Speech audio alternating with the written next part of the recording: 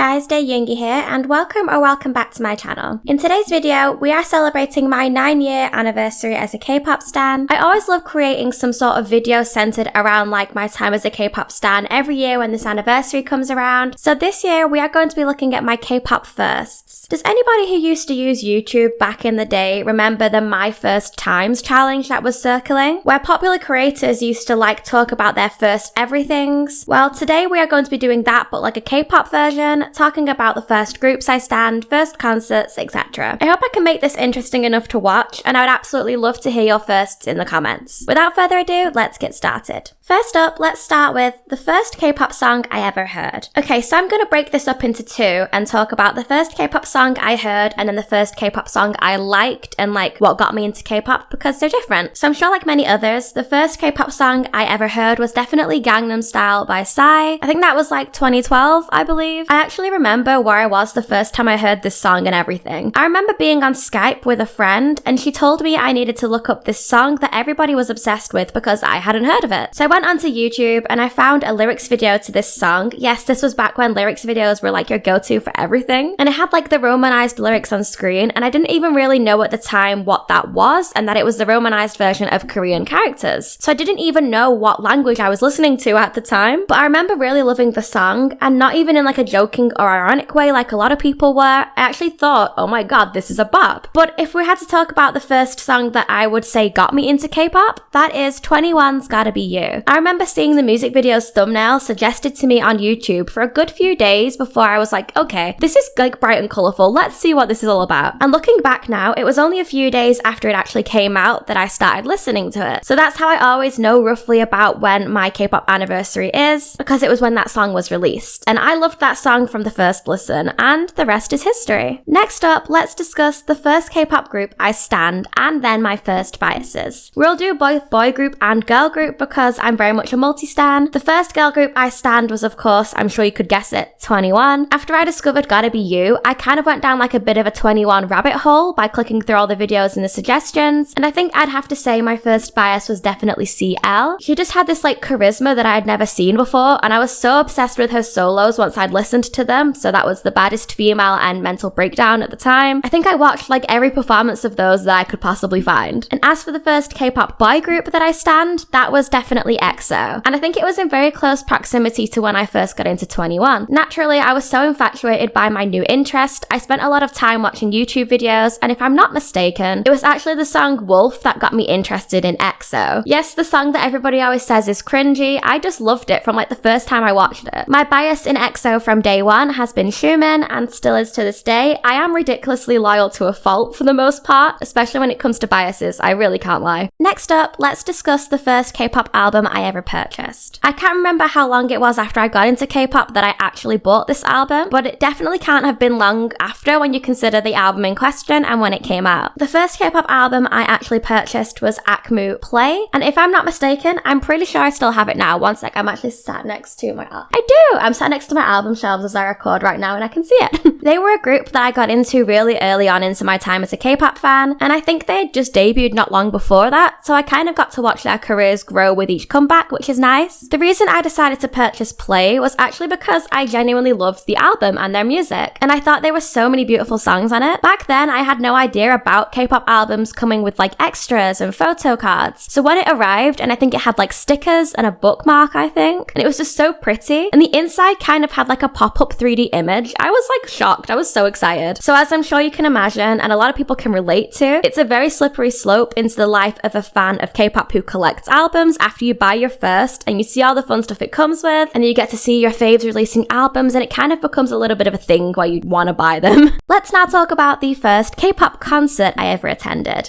This is fun. The first K-pop concert I ever attended was Zico in 2017 in London. I was a big Block B stan by this point, so of course, as soon as I heard Zico was coming to London, I jumped at the chance to attend. Of course, with it being my first K-pop concert, it was kind of overwhelming, and I don't really remember a lot about it, to be honest. Other than it being kind of busy and sort of messy, I was only 17 at the time, and I remember there being an after party, but I didn't get to stay for that because it was like 18 plus. I think my friend who I attended with at the time was older than me and already over 18, so I'm sorry to her that she didn't get to stay because she did leave with me. But I remember Zico himself being incredible. I really loved the music he had out at the time. I'm pretty sure he was doing a lot of songs from the Gallery album, which was songs like Eureka and Boys and Girls, if anyone knows them. He put on a great show and it was so full of energy. I think the Zico show was also one of, if not the first time I had ever stood at a concert and been standing at a concert venue, so it was all a really new experience for me. Okay, now let's discuss the first idol I ever met. We're sticking to the same group for this one. The first K-pop group I ever met was Block B. This was March 5th, 2017, the day before my 18th birthday. As soon as I heard Block B were touring and it was so close to my birthday, I excitedly told my parents and they kindly got me VIP tickets to go to the concert and meet the group for my birthday. The concert was absolutely amazing and they were one of my favourite groups at the time, so it was so incredible to see them live. I'd of course seen Zico not long before, so now meeting him and the rest of the group was so special and they were really lovely in real life. I do have one negative about the experience, unfortunately, that I always remember. My Block B bias is Pio, and we found out a few days before the concert that he was not able to make the London date, and I was so genuinely devastated. I believe it might have been for health reasons at the time that he couldn't attend, I can't quite remember. So I am glad they did what was right for his well-being, but of course there was the part of me that was still really upset that I was about to meet one of my alt biases and then had that taken away. But of course I understand it was for the greater good, and the rest of the group were so incredible that they made up for it. Next up, maybe a bit more of a personal one. I've thrown this one in there from me. You don't have to answer this one if it doesn't apply to you. The first K-pop choreography I ever learned. I am in no way, shape or form a good dancer or even a dancer, but I do enjoy dancing. So of course when I got into K-pop and saw the choreographies, I definitely wanted to kind of get involved. I think the first K-pop choreography I learned is a bit of a crossover of two that I learned at similar times, and they are Hyuna's Red and Girls' Day Expectation. I was really into both of these songs at like the same time, and I thought the dances looked so fun that I wanted to learn them. So that's why I'm pretty sure I was learning them both around the same time. I can't remember which one was first. I've learned quite a few choreographies since then, just by accident, by like picking bits up when you watch stages and stage mixes. It's never a skill that I've really needed in my daily life, unless I'm at a K-pop club night, but even then it'll definitely have to be after a few drinks in me before I'm comfortable enough to do them. Next up, let's talk about the first Korean reality show that I watched, because I know these usually help a lot of people get into K-pop when they don't know a lot about groups yet and their new potential faves appear as guests. There's definitely one show that sticks out to me, henceforth why I'm including this as the first reality show that I watched while into K-pop, and that is EXO's Showtime. Listen, I know it's been a ridiculously long time now and a lot has happened since then, but I must admit this show still holds a special place in my heart. After I discovered EXO and really loved their music, I wanted to get to know all these members more, and that is when I discovered they had a show called EXO's Showtime. For those who don't know, this show was basically like sort of a documentary that helped you get to know the members better, and it showed like bits of their lives, aka perfect for a new fan like me. Around the time in my life where I just gotten into K-pop, I had also just started my first ever job, and I was working in a hair salon on the weekends, and I hated it. I was just a little 15-year-old who wanted to earn their own money, but I really hated that job. So every single shift, I would tell myself that once it's over, I get to go home and watch another episode of EXO's Showtime, and that would like help me get through the day. The season was like 12 episodes long, so that kept me going for like a few months, because I watched one a week. That is why I think this show still holds an extra special place in my heart, even if I've not watched it in many years. On a similar note, while we're here, I know it's not necessarily K-pop, but let's discuss the first K-drama I ever watched. I think this counts more as like K-culture. A lot of K-pop stans around me were talking about K-dramas, so of course you kind of want to see what the hype's all about. A bit of a confession from me here, I'm not gonna lie, K-dramas aren't really my thing. I don't know, no matter what kind of show I watch in any genre, I just can't really get into them, and I find myself trying to finish a series just because I started it, not because I want to, you know what I mean? But I do have a first drama I remember watching, and I'm sorry to go on about EXO again, but because I was a newfound EXO stan, the first drama I watched was It's Okay That's Love, because EXO's Dio was in that one. I don't have the best memory, so I won't go into too much detail about the storyline, but I remember there being a DJ with a radio show, a novelist, and psychiatrist, which is cool because these were a lot of my interests at the time. I also liked how the show had like little psychology vocab, and they'd put them on screen whenever the characters mentioned them at work. You know, I thought that was so cool. And I think as far as K-dramas go, this was definitely a good one for somebody like me with my interests. So even though I'm not necessarily big keen on K-dramas, I would definitely recommend this one. Out of the very few I've watched, it's one I remember enjoying.